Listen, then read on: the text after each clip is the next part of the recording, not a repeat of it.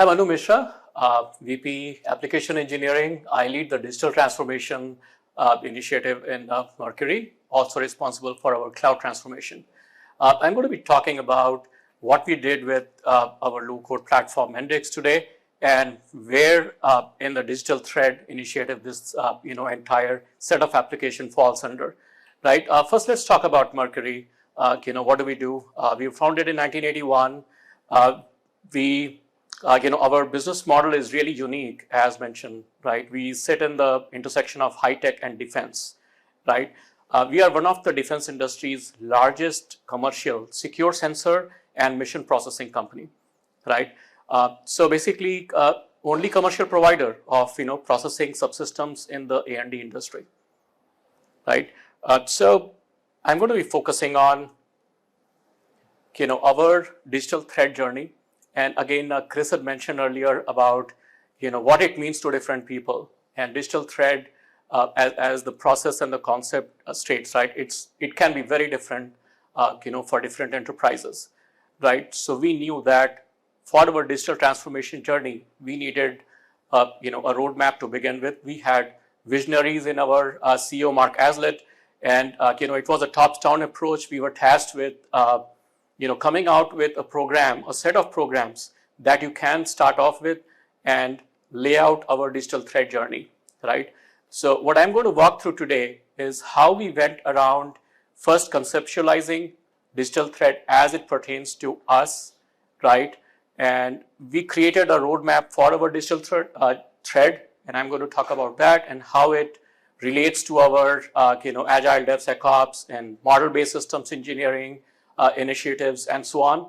And then where in this entire scheme of things visualization falls under, because end of the day you need access, you need a way to access all the data that you're collecting, right?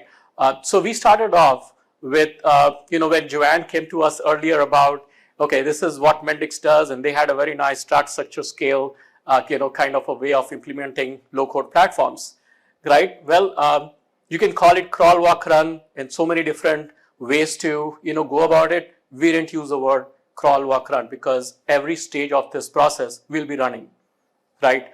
So what we started doing is looking at, okay, look at what the business goals are that we want to deliver, and cloud transformation and cloud first strategy and all of that will kind of become a backbone behind that, right? So the first area of concern really was, okay, how do we look at our microservices-based cloud architecture, getting the groundwork defined, and that's what we started off doing with the start. So we started well over around, a couple of years ago with our digital transformation journey for engineering, right? And the major areas of focus there was one, use agile and DevSecOps, right? And when I say DevSecOps, it had to be a very important piece of our safe, secure delivery, right? And at the same time, we are looking at model-based systems engineering, and we wanted to really stay ahead of the game there, right? And for that, you need lots of integrations. You need lots of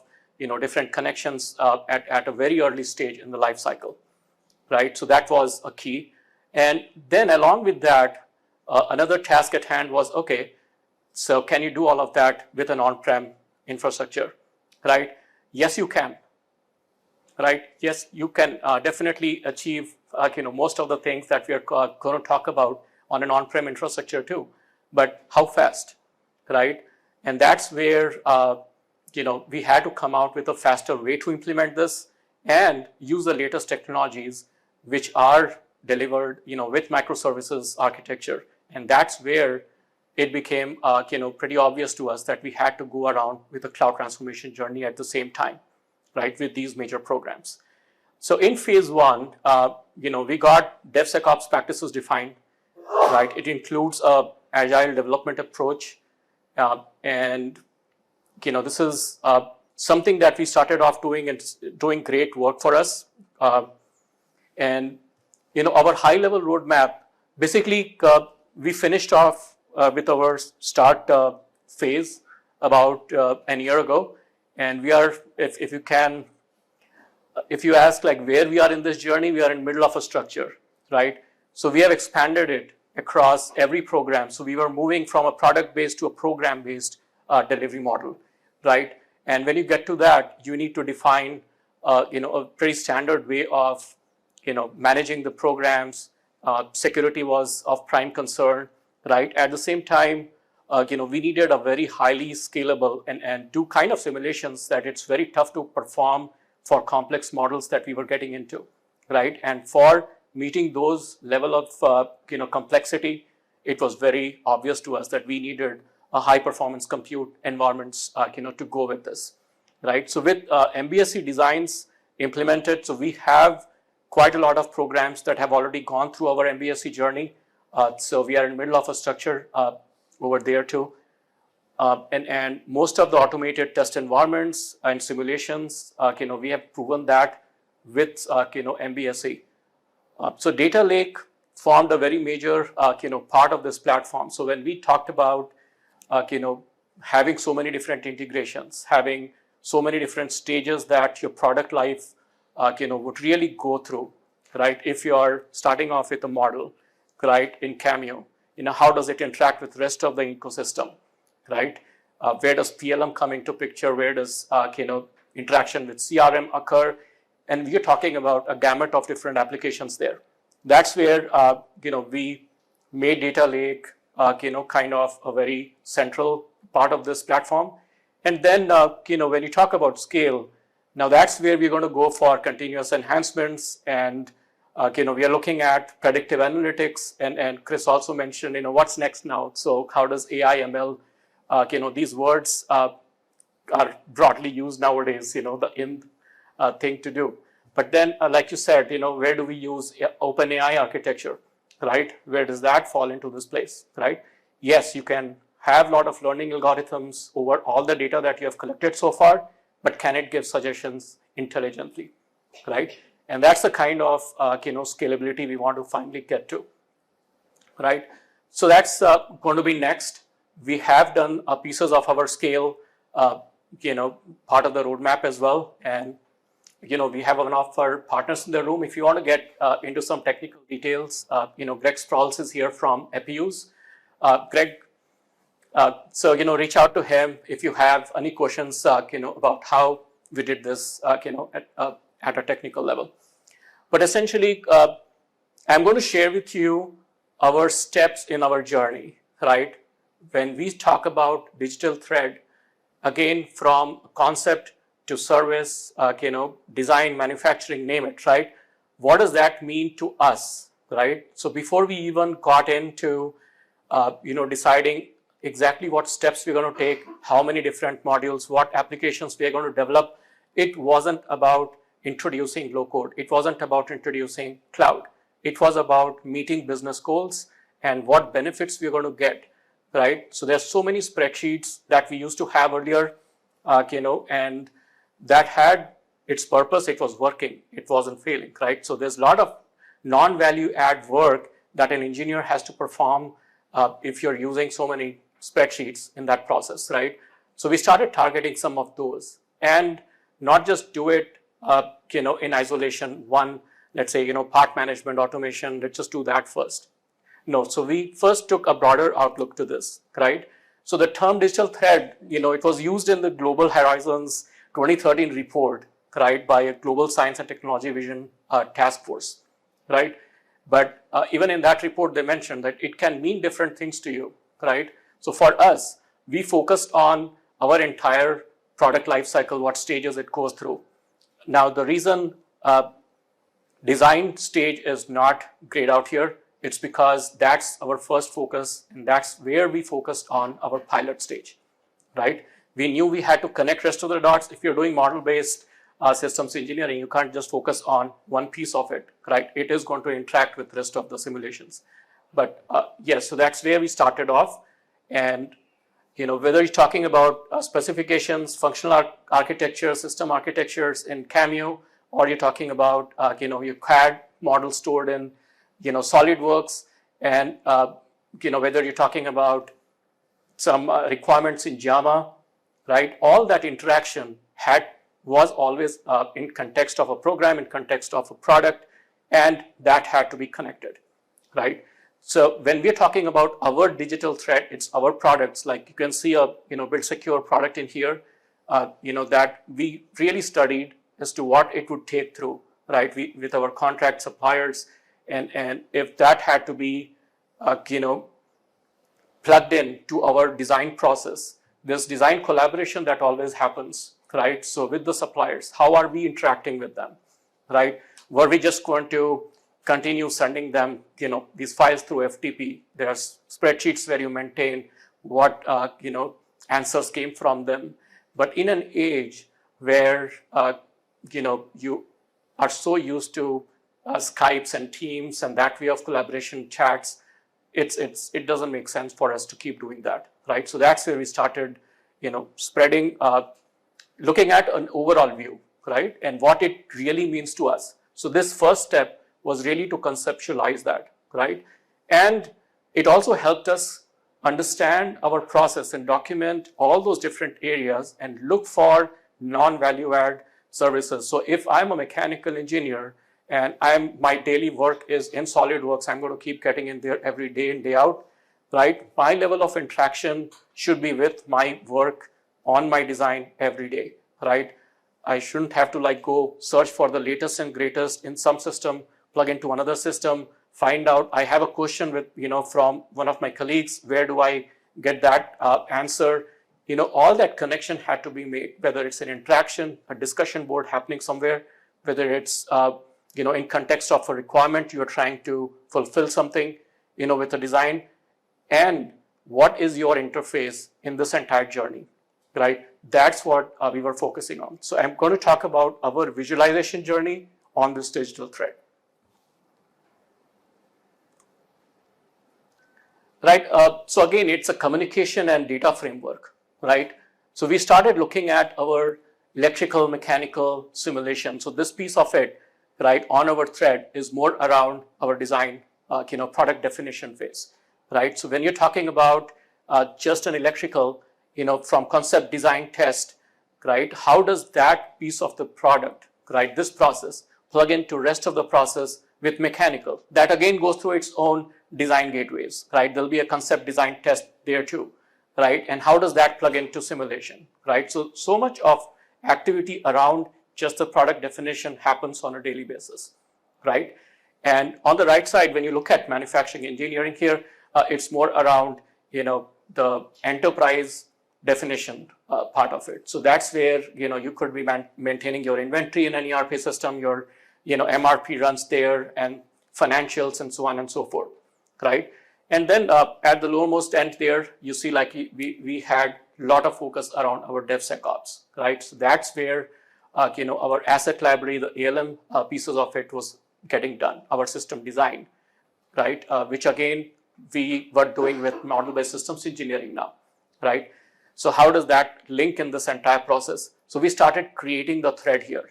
Once we conceptualized, now the next step was, okay, before I start to break down my modules and start to look at each and everything and come out with a plan as to which one goes first, right?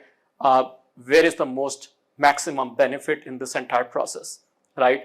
So this is where we were trying to connect all the dots, right? We knew that we were, doing this concept, design, test, manufacturing day in, day out for electrical, for example, right? So when you're talking about an electrical design, right? So a PCB layout, schematics, and all that work that goes on in Cadence world, you might raise up your hand and say, not just Cadence, right? What about the Gerber files that goes, as a result?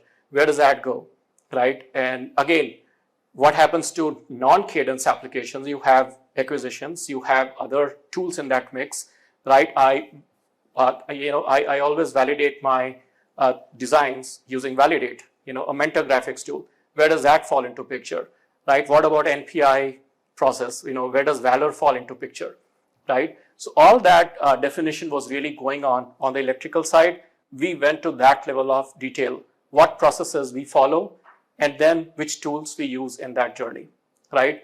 Whether it's a spreadsheet or a PLM system or some work in progress, folder that we're going to share with rest of the engineering, right? Or a PDM application, where is that stored? Even a spreadsheet is a tool there, right? So we defined every tool, every spreadsheet that we had out there and where it fell into this process, right? So that kind of created our overall digital thread at a high level, right? So we now knew, and then the next step we started to do was identify our cycle time at every process as is, right? So where is the maximum benefit in doing this, right? Which part of it is something we cannot scale up? So if I'm talking about, let's say, for example, if I have a part number and I maintain that in a spreadsheet, that's what this acquisition did. They have been doing it for 15 years, right? Not failing. But now if you have to scale up, how do you move to one system, right? So in that scenario, again, we had to keep on looking at, okay, there has to be a mechanism in place. If I'm talking about a one Mercury process, one standard process, standard set of playbook tools that every engineering is going to use and a person at the shop floor is supposed to consume, that's what we are talking about here, right? So we started laying out a mechanism as to how we would continuously, take care of that import from acquisitions, get them onboarded, and all of it was in scope in here, right? So whether it's a new process that we took up, an existing process that we had well standardized across the organization, everything was fair game. Because Hans had put out one slide earlier from Oliver Wright, right? If you think everything is true and it's really true, then you're not really innovating, right? So we started putting numbers on the existing standard processes as well. And there was scope for improvement everywhere, right? So that's where we started creating our thread, right? For us, what it meant was conceptualizing it. And here we had enough, information about our own processes, whether it was mechanical, electrical, simulations, what have you, right? And how was shop floor accessing all this data, right? Is there an MES system where, it's reusing all the information we are storing in a PLM? Is that connected, right? Why do we need to connect, right? Question everything before you just blindly start integrating, and it's not a tool problem, right? If it's a spreadsheet, not all spreadsheets have to be replaced, right? Or had to be replaced right away, right? This was an exercise to find out our standard procedures, where it's followed, where it's not followed, and across the board, we have one more Mercury policy, right? So the next step was, okay, how do we now bring it together, connect them? It's not an easy task, right? It looks pretty simple on this diagram, right? Not to name any tool in here, but this data lake is the biggest block in here because for obvious reasons, there's a lot of data in there, right? But if you look at how, if you're calling a lift using your phone, right? Every second, right? You can see where your, where your cab is, right? The driver can actually see where you're standing, and on your phone, you can see as it moves real time, right? Till it gets and, the car parks in front of you, this whole thing, where it's moving on the map, which street it is in. If you're talking about that kind of technology that you use on a daily basis, why can't I have that same technology implemented on, something where my product is going through, right? That's also going through a similar chain. As and when it happens, I want live data access, right? If I have to optimize all my process, I need all the data in my fingerprint, tips. I really need to know at any given point, where is my product data, what's the current state, which gate I'm at the program level, right? Do I need a separate one for, program dashboard? And does that really relate with my latest and greatest information? I need to be sure about that, right? But in an age where you can see all of that, on a map with a dot moving around a street, that shouldn't be too difficult. So that's where we started off with, Kafka. It's the same technology that Lyft uses as well to get all your, coordinates real time. And we ended up using the same technology from Confluent, right? It's an open source Kafka, but we went with the vendor that developed it, right? So Confluent Kafka is what we had for all the interactions that was happening real time, right? If a process flow has to be introduced at several parts in this journey, somebody is uploading a work instruction on a part, real time, we feed it to the person who's going to consume it, right? Does MES have to wait? No. A person who is using an MES system doesn't have to really go wait for somebody to tell him, go through a process. That it's really real time. You can see the state of that document real time. Was it approved or not? You know it right away, right? Has it gone through the design cycles yet? Am I looking at the latest or am I looking at a work in progress? I have access to both and I don't have to go to 10 different systems to use it. That's where our visualization concept comes in. So once I have enough data in the data lake, I need a way to be able to access it, right? Does Google really store everything that you see on the search result? No, but it's a quick way to get to that information. Everything doesn't have to be on a Google server, right?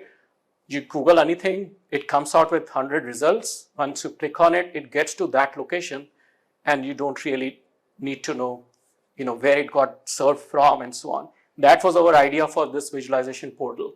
If I have so many data interacting with each other about my product and state of my programs, I need to be able to access it right away without having to wait for system A or system B or system C to get me that information, right? My daily work, if I'm in Cadence, is about Cadence, right? I get in, I'm opening up my schematic, I want to see what other variants are available, click off a button within Cadence, I get served up from Mendix. User doesn't even know that he's getting a interface with BOM comparison between two different variants. It's just a page that he would see. It looks very much like Cadence, another dialog, right? But it gives him a BOM comparison redlining in Cadence without actually logging into a PLM system, right? But he can rely on that data because, like I said, it's the latest and greatest getting into this channel.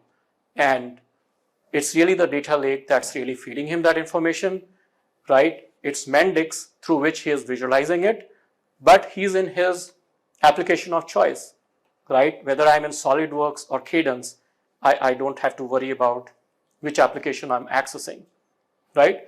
So that was the concept behind this visualization portal. Now we are extending it further. So if you talk about model-based systems engineering now, right? Most of my work is now in Cameo, right? I'm defining my model at a very high level, and that work is, going at a very fast pace, right? So how do I keep track of what's going through the reviews there?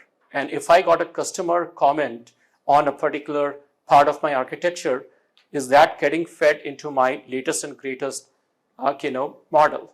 Because my model changed between yesterday's snapshot and today's, right? What really went through a customer's comment, right? By the time the customer comments come back, my element with that system design, let's say I'm talking about an autonomous vehicle, right? I mean, it looks very different between yesterday and now. So much has changed between now, right? So I want to make sure there is a property in place. There's a way I can get in, staying within Cameo, I can view what the customer comment was, right? So if I'm going to run a simulation, it better be on the right version of the model, right? If I'm not storing my requirements within Cameo, I have it in JAMA. I need to be able to tell what version of this element and model corresponds to which version of this requirement in JAMA, right? If you are getting into MBSE, you can relate to that problem of baselining the models itself. Because like Chris had said earlier, not everything is engineering change management, right? It's enterprise change management. Let me extend it further, right? We are doing contracts, right? And that also has its own life cycle. There are changes, there are contract changes happening, right? There are comments coming in, through your sales team. It goes in through Salesforce, right? How is that feeding back into rest of the engineering process, right? And it's not just engineering. There's so many other, divisions involved there. And as a result, before a program manager has finally, taken the next change in that contract and, rest of the comments and reviews have happened, where is that finally getting tracked, right? Because everything is in context of your program. Everything is in context of your product, right? So we are linking all of that with our digital thread, you can get into any contract change that was requested, trace it all the way back, who requested it, who approved it, who reviewed it, right? Which part it was for, which top line are we talking about? Are we going to change a work order as a result of this in ERP? What changed, right? So to that level of extent, depending on who you are in the organization, you're looking for different information, right, with a different lens. That's what our concept for visualization portal was, right? And if you want to know like how we selected Mendix, I talked about that 2 years ago when I actually selected Mendix, right? So that's something you can look up. But then we went through a good exercise of piloting it, finding out whether that works for us, it has all the features we need, and so on. And that's where finally we are today, right, on the visualization aspects.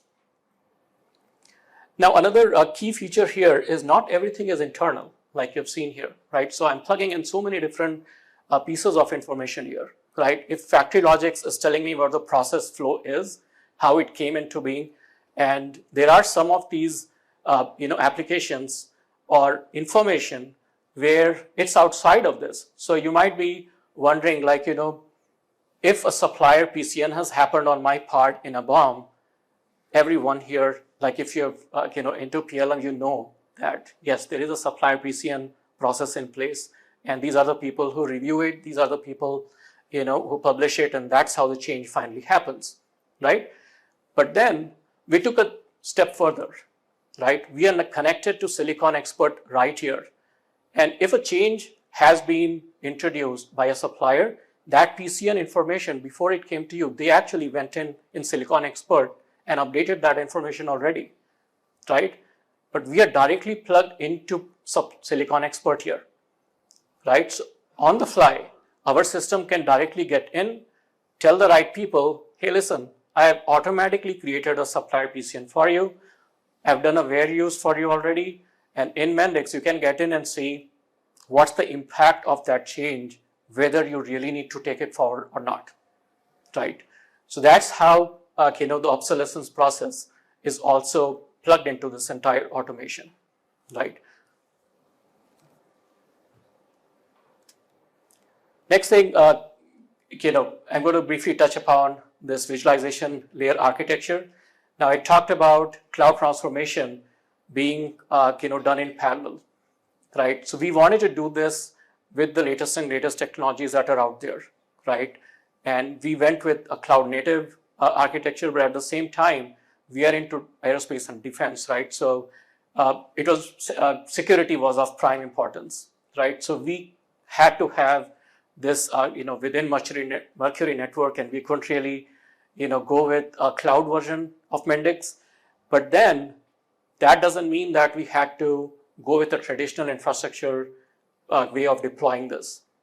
We actually mirrored everything that Mendix had on their cloud way of deployment, a Kubernetes cluster, having containerized, clusters and so on. So we actually replicated that, right?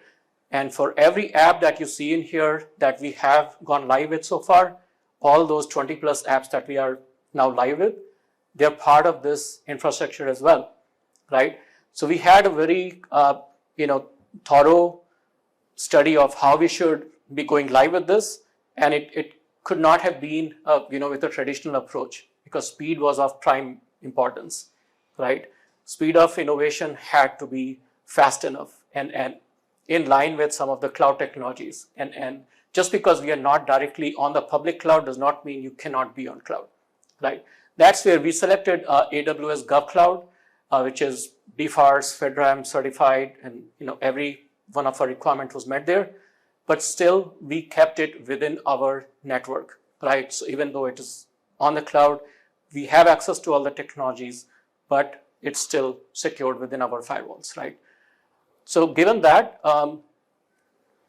we first focused on creating this entire CI/CD pipeline. We made sure that before we start adding more and more functionalities on this, we had to set it up right? I had to go with an agile development methodology. I didn't want to, deliver it in a traditional approach Because if you wait 5 months, 6 months for one integration to happen and then go live with one broad, monolithic approach, it's by the time you'll have other problems to deal with and it could be stale, right? So we wanted to make sure that this entire pipeline was in place as if we were on the Mendix cloud, taking care, advantage of all the features. And thanks to Hans' team, they really helped us with the initial setup of this entire CI/CD pipeline internally. So we have the same way of deployment as you have on the cloud. If I go make a change in an application today, and I can just go keep releasing it every week if I have to, right? So it goes through the same sprint life cycles that you would have gone through if you were on the cloud directly, right? But this is where we separated out our business logic layer. Business functions had to be through these microservices. If I have a part and there are 10 attributes in this part coming from ERP, I have all the cost information, right? And another thing that was said earlier was, if you're in purchasing, you're looking at your cost information about the cost. Is it current, more recent, right? And it's not the same information I want to look at as an engineering, right? So what we ended up doing is created these microservices. If I'm getting a part, it's the same part, the same service that you access no matter who you are. Your role will decide which attributes get exposed to you. Your security will decide based on, if I'm an electrical person on program A, I should be able to view this data at all if I work on program B and I'm not allowed to view that sensitive data, right? So with all those features built in with the microservices architecture, we looked at, okay, now these are the events that we are trying to automate, right? So again, that was our middle layer, and most of it we did through these multiple app approach with Mendix, right? Of course, we had our learnings. We went live with one monolithic, app once, and we had to break it down. We quickly realized that this isn't the way you can scale up, right? Now, if I have, a PCN as an app versus a PCN part of my overall change management lifecycle, what ends up happening is just the PCN can be changed overnight and deployed to production without ever having to go and test this overall monolithic function, around it, right? But again, that just proves that, how important it is to go on the cloud with a cloud native architecture, right? If you're just thinking about rehosting and moving your current setup over to the cloud, that doesn't always work, right? And we realized early on that it's not the model that we want to adopt, right? So for us, this cloud first journey was more about what is it that we want to do, which business goal has to be on cloud first. If I have to do it on cloud, then it has to be with the cloud first, approach, which is again a cloud native architecture, right? Otherwise, we're not going to really use all the services that are, available on the cloud, right? And if you look at how we did containerization, right? If I have a model that I want to do CFD analysis on, right? I want to send it to, let's say, FEMAP, and FEMAP has to run Nastran solver. That runs for 48 hours, right? 24 hours sometimes. That's the kind of complexity we were dealing with, right? You can throw more cores at it and get it done within 8 hours if you have to, right? That's the compute power on the cloud that we achieved. But then it's really the advantage of containerization that lets us choose which version of VMAP I'm going to send it to, right? At any given time, without ever deploying, n number of versions on a person's desktop, I can go send the same analysis to 10 different versions of the same application, right? If I have to try the latest and greatest version, I just pull in the latest container, send it to that. And that's how easy it is for us to plug and play, right? And just given that approach, we are now able to do most of our electrical, signal integrity simulations using Sigrity or, ANSYS, and all of that happens using this containerization approach, right? So the funny thing is now we are more into managing our number of licenses because that's what really limits us. It's not really the number of cores that you can throw at it, right? Because that's the kind of scalability we are at right now. Right, so let's give an example. So I've talked about how this whole plug and play really worked, right? So I'm just going to talk about our BOM transformation journey, which parts we really looked at, where it was different and difficult. And I talked about some spreadsheets that we used to have earlier. And, let's just talk about one piece of it, which is just the BOM application, right? If I am in Cadence, and again, for security reasons, all these CAD models that you see here are not ours. They are for illustration purposes only, right? So don't try to zoom in. It's not going to give you, any more information. So essentially, if you are into Cadence, right, and I always wanted to see what the other derivatives were for the schematic I'm looking at, right? A board I'm looking at, this is my part number, 01, 02, 03, 04 might have a similar structure. Does it exist? What kind of BOM it has? If I have to do an ECO, what it would take for me to go from where I am to what I'm looking at, right? Staying within Cadence, we actually gave an app. So you have a CAD interface. It does redlining. While you are at it, it tells you what components you have used, what you haven't. Not just that, that came from PLM, right? It gets aggregated with Silicon Expert data as well. So if you're going to pick a resistor or capacitor, is that obsolete? How many suppliers are we, getting this from, right? And is this a preferred supplier in Mercury or not, right? I have all that information in Cadence at the time you're selecting the part, right? So that's the power of, these microservices. So essentially, if I'm looking at redlining, just a redlining piece of it is modular enough. I can throw it at an ECO process. I can throw it at ECR process if I have to, and the same redlining works on a CAD interface as well, right? We extended it to mechanical. So if you are into SolidWorks, you don't have to log into a PLM system to see what your assembly really looks like, what are the other information that came with it, what does a title block look like, is it mapped to my PDM application or not. I can get all that information staying within SolidWorks. That's my world, right? So we're trying to auto-create the ECOs directly from here. So staying in here, you can just say, okay, I think I'm good. I know I need to do this. This is the variant I want to throw at it. And it will just go create an ECO for you. And it knows which program you work at. We know who's logged in. And based on every information you have on this assembly you're looking at, it gets all the information it needs, attaches it on an ECO automatically, and you have it in your PLM system, right? So it's augmenting some of the PLM processes. It's augmenting some of the CAD, design gateway review processes that you had. And then in Mendix workflows, it actually initiates, okay, I now have an ECO from, my PLM world. How do I now take it through my gate process, placement, routing, and so on, right?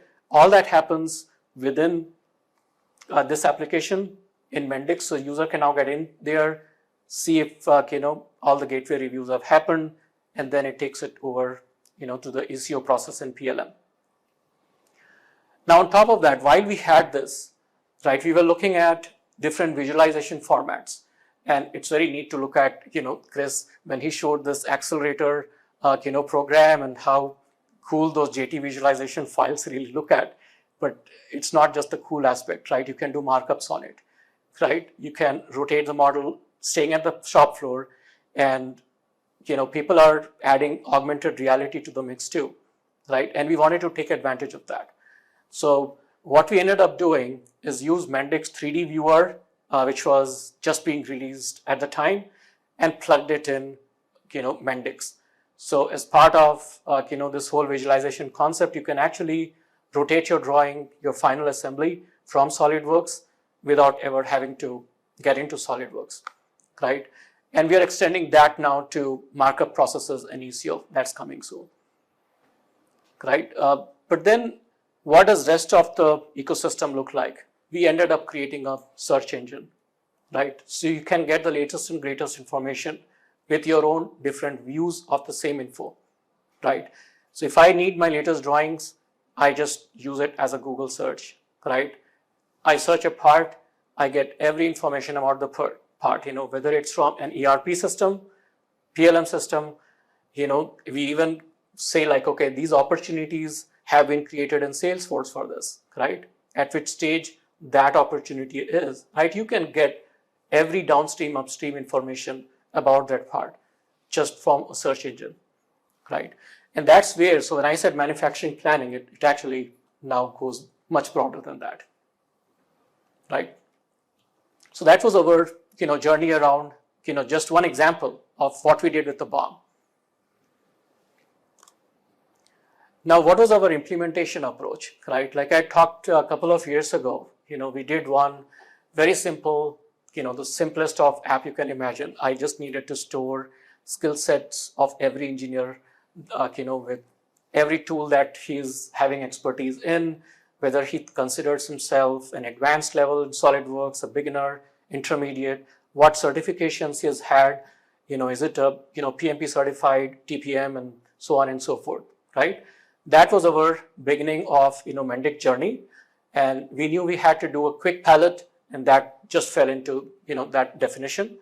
So once we did that, we now had the infrastructure in place, and we were really trying to set it up with rest of our, Jira sprints and how that would tie in with the CI/CD pipelines, right? With all the security that had to be done, because we want to make sure if you're using an open source library, it goes and checks against white source, right?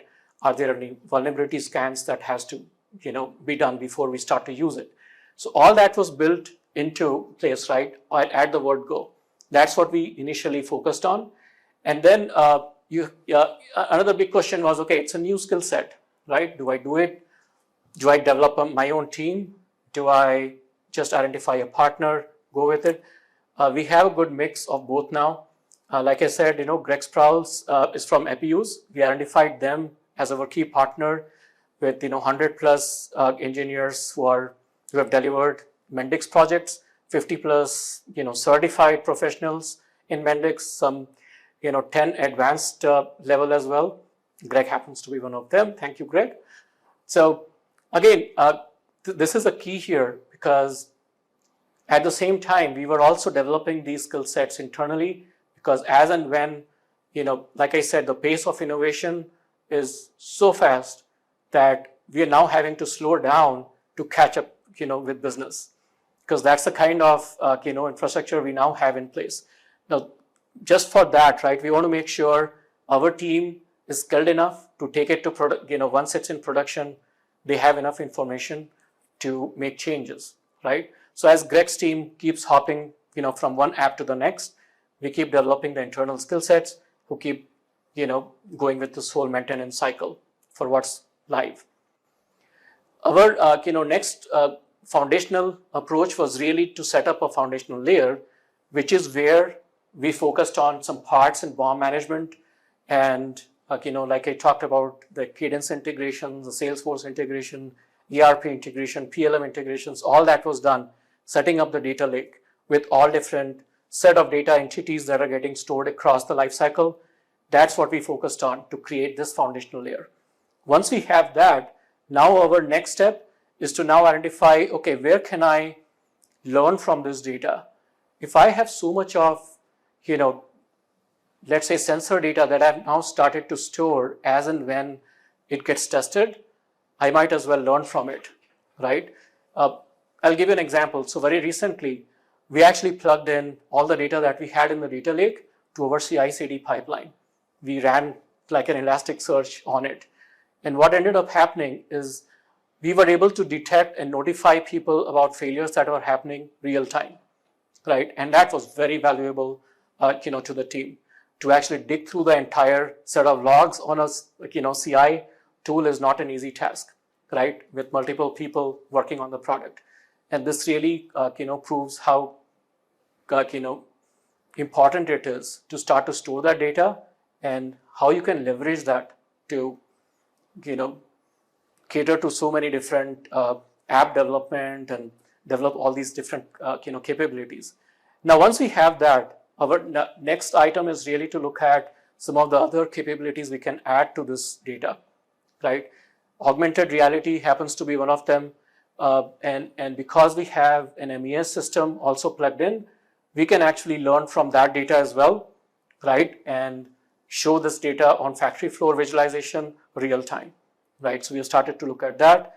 And now that we have gone past the initial hurdle, we have actually started to look at MBAC use cases in much more detail. How do I now baseline all my models? What's going to the reviews? How do I come out with a customer portal where customers can just log in, look at our models that we delivered, add their comments, and that directly goes, to the systems engineering, right? So plug in suppliers and customers directly through an external, portal. That's what we're going to look at next.